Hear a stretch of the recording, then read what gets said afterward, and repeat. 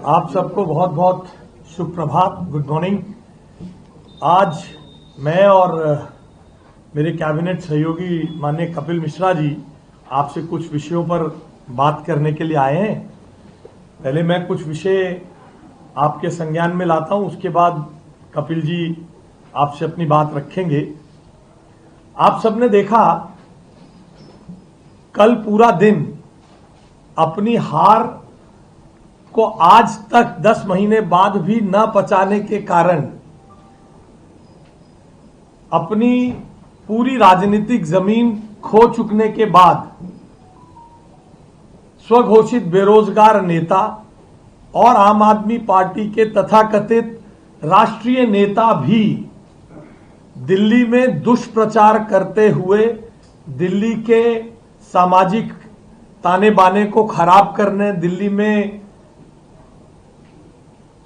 गलत वातावरण बने, इसके लिए दिन भर ट्वीट करते रहे। दिन भर एक ट्वीट चलाया गया, सोशल मीडिया पे एक कैंपेन चलाया गया कि दिल्ली के शिक्षक करेंगे कुत्तों की गिनती, आवारा कुत्तों की गिनती।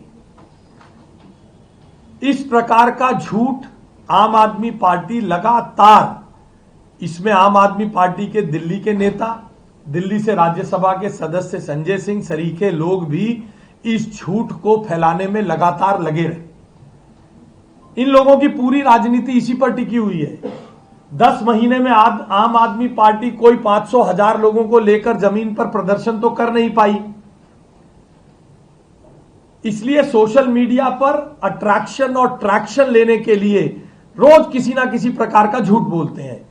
कल झूठ बोला गया कि कुत्तों की गिनती के लिए टीचर्स को लगाया गया है। मैं चुनौती देता हूं आम आदमी पार्टी को, ऐसा कोई सर्कुलर हो तो तुरंत आम आदमी पार्टी उसको पब्लिक के सामने लाए।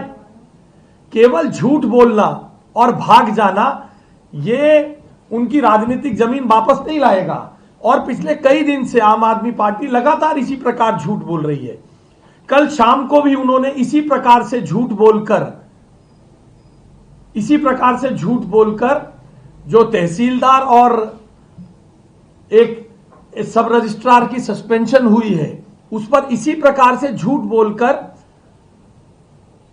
प्रशासनिक अराजकता पैदा करने की कोशिश की। आखिर आम आदमी पार्टी को भ्रष्टाचारियों से इतना प्रेम क्यों है? आम आदमी पार्टी के राज में सरेआम इन कार्यालयों में भ्रष्टाचार होता था, और आज जब मुख्यमंत्री रेखा गुप्ता की सरकार इनके खिलाफ एक्शन ले रही है तो आम आदमी पार्टी इन भ्रष्टाचारियों के खिलाफ इनके साथ क्यों खड़ी हो रही है? क्यों खड़ी हो रही है आम आदमी पार्टी इनके साथ? इसी प्रकार परसों 25 तारीख के आसपास आम आदमी पार्टी ने ट्वीट किया कि दिल्ली की सरकार ने स्कूलों को आदेश दिया है कि सांता क्लॉज बन के कोई बच्चा आएगा तो उस पर एक्शन होगा। कहां है वो आदेश? कहां है वो आदेश? क्यों नहीं दिखा रहे वो आदेश? केवल झूठ बोलना लगातार। कल भ्रष्टाचारियों के खिलाफ एक्शन को लेकर झूठ बोला, पर 25 तारीख को झूठ बोला कि कोई बच्चा अगर सांता क्लॉज बन के आएगा उसके खिलाफ एक्शन होगा। जब डीएसएसबी में हमने डीएसएसबी के बच्चों की आयु बढ़ाने के लिए बात की तो भी तथाकथित रूप से स्वघोषित बेरोजगार नेताओं ने उस पर भी झूठ बोला कि वो केंद्र सरकार का काम है। कुछ प्रशासनिक काम किए होते तो उन्हें पता होता 21-22 में कितनी परीक्षाएं उन्होंने कराई, कितने रिजल्ट डिक्लेयर किए और कितने लोगों को पास किया। केवल 2022 में 16,000 बच्चे पास हुए डीएसएसबी में। दिल्ली सरकार का मैंडेट है। डीएसएसबी का चेयरमैन एनसीसीएसए से लगता है और उसका काम है नॉन गजेटेड पोस्ट पर वैकेंसी भरना। मगर आम आदमी पार्टी को तो प्रशासन करना नहीं, झूठ फैलाना, अपने कार्यकाल में कोई काम किया नहीं और अब गाल बजाते रहेंगे हमारी शिक्षा की व्यवस्था। उनकी शिक्षा की व्यवस्था को दिल्ली की जनता ने नकार दिया। शिक्षा मंत्री और मुख्यमंत्री और भारत रत्न के हकदार स्वास्थ्य मंत्री तीनों चुनाव बुरी तरह हारे हैं। दिल्ली की जनता ने नकार दिया है। भारत रत्न की बात तो छोड़िए, भारत रत्न के नॉमिनी को भी नकार दिया है। भारत रत्न तो मिलना या ना मिलना दूर की बात थी। फ्रॉड, फोर्जरी और झूठ पर आधारित राजनीति की आम आदमी पार्टी की मैं कड़े शब्दों में निंदा करता हूं और चुनौती देता हूं। आम आदमी पार्टी उस ऑर्डर को दिल्ली की जनता के सामने रखे जिस ऑर्डर में हमने शिक्षकों वो क्लेम करते हैं कि शिक्षकों को कुत्तों की गिनती के लिए कहा गया है। नहीं तो दिल्ली की जनता से उन्हें माफी मांगनी चाहिए।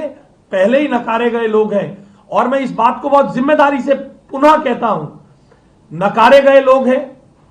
अपने आप अपने दम पर 1000-2000 लोगों से, हम तो 27 साल बाहर रहे जी। गलत काम के खिलाफ हमारे कार्यकर्ता आते थे, डंडे खाते थे पहले शीला दीक्षित की सरकार में और अब फिर आम आदमी पार्टी के सरकार में।